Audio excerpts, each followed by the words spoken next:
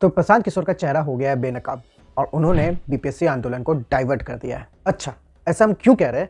चलिए जानते हैं। नमस्कार, आदाब, सत श्री अकाल, मैं Abhay. Welcome to the episode 8 of predicting politics.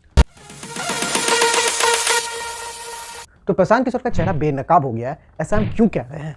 चलिए थोड़ा पॉइंट वाइज समझते हैं। तो प्रशांत किशोर इस बीपीएससी आंदोलन में कूदे थे। उनका भी वही सोच था, वही मकसद था जो सारे स्टूडेंट्स का था कि बीपीएससी री एग्जाम फॉर ऑल, मगर अब वो री एग्जाम का नाम ही नहीं ले रहे हैं। तो बीपीएससी का आंदोलन शुरू होता है गर्दनी बाग में, और गर्दनी बाग से ये आंदोलन प्रशांत किशोर जी गांधी मैदान ले जाते हैं। और अब यह आंदोलन चला गया है एलसीटी घाट, जहाँ बीपीएससी का तो अब नामो निशान ही नहीं है। वो आप कह रहे हैं कि अब हम युवा का बात कर रहे हैं, मगर बीपीएससी का बात वो कब करेंगे? अब जानते हैं कि प्रशांत किशोर जी ने ऐसा किया क्यों। देखिए, बीपीएससी का आंदोलन के कारण करीब 4 लाख बीपीएससी स्टूडेंट बिहार सरकार से खफा हो चुके थे। और खफा स्टूडेंट जब वोट डालने जाएंगे तो वो याद रखेंगे कि उनके साथ क्या हुआ था, तो वो विपक्ष को वोट डालेंगे, यानी आरजेडी। तो इसलिए समझिए कि जनसुराज एक तरह का बीजेपी का बी टीम है, जो ये आरजेडी का वोट को काट पाए। तो ऐसे हम अनुमान लगा सकते हैं कि बीजेपी ने प्रशांत किशोर को इस आंदोलन में प्लांट किया है कि क्या पता कि उनसे एक काम हो जाए कि जो आंदोलन का मेन मुद्दा है वो डाइवर्ट हो जाए और आंदोलन खत्म हो जाए। और इससे नुकसान किसको होगा? ना बीजेपी को, ना जनसुराज को, आरजेडी को, यानी विपक्ष को।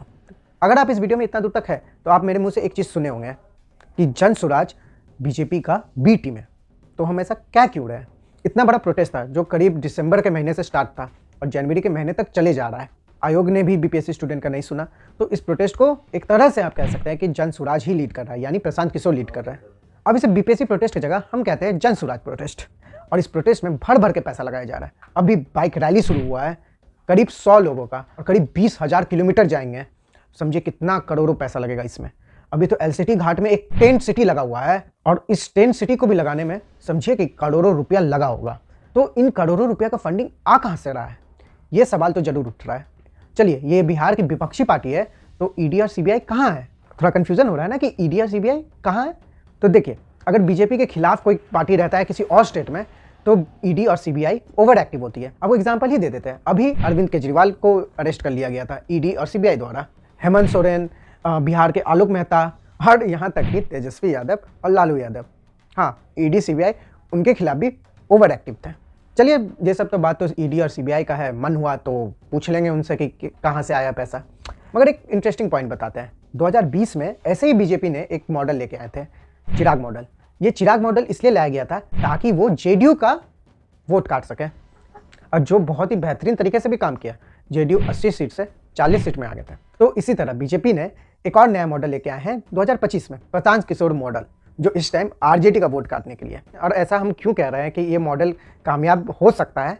क्योंकि देखिए, सिंपली बात है कि अभी एक सेमीफाइनल बाई इलेक्शन हुआ था, जहां पर जनसुराज पार्टी ने खूब वोट काटा है आरजेडी का, और इन 4 सीटों में एनडीए ने आराम से अपना जीत हासिल किया। और सिर्फ एक ही कारण से, क्योंकि जनसुराज आके आरजेडी का खूब सारा एम वाइज समीकरण वाला वोट काट लिया। तो अब क्या करें? हाथ पे हाथ धर के बैठा रहना पड़ेगा क्या? जो हो रहा है वो देखते रहना पड़ेगा क्या? नहीं, यहाँ एक खेल खेला जा सकता है। आरजेडी नहीं, एक और पार्टी है जो चुपचाप इस खेल को खेल सकती है, वो है कांग्रेस। तो कांग्रेस के पास एक मौका मिल रहा है अपना फिर से सियासी जमीन बिहार और देश में वापस पाने का। अगर देखा जाए तो बीपीएससी प्रोटेस्ट अभी भी कंटिन्यू है। आप गर्दनी बाग में जाइएगा तो बीपीएससी प्रोटेस्ट अभी भी है। अभी कुछ दिन पहले राहुल गांधी भी गए थे। तो एक खुला मौका मिल चुका है कि कोई भी पार्टी इस प्रोटेस्ट को लीड करा तो वो बिहार का सियासी खेल बदल सकता है। और ये मौका शायद कांग्रेस को पड़ोस दिया गया है, क्योंकि आरजेडी इस प्रोटेस्ट से किनारा ले चुके हैं, और कांग्रेस का बिहार में कोई सियासी जमीन है ही नहीं। कांग्रेस बिहार में आरजेडी का पिछलुकू पार्टी है। यहाँ तक कि यूपी में भी समाजवादी पार्टी का पिछलुकू पार्टी कांग्रेस है। और ये मौका बिहार दे रहा है इस बेस को बनाने का। और हम जोर इस बात पर क्यों दे रहे हैं? चलिए देखिए, बीपीएससी आंदोलन एक बहुत ही अच्छा तरीका है जहाँ कोई भी पार्टी इस प्रोटेस्ट को लीड करेगा, सही तरीके से लीड करेगा, बीपीएससी एग्जाम फॉर ऑल का मुद्दा उठाएगा, वो पार्टी को एक मौका मिलने वाला है पब्लिक से कनेक्शन बनाने का।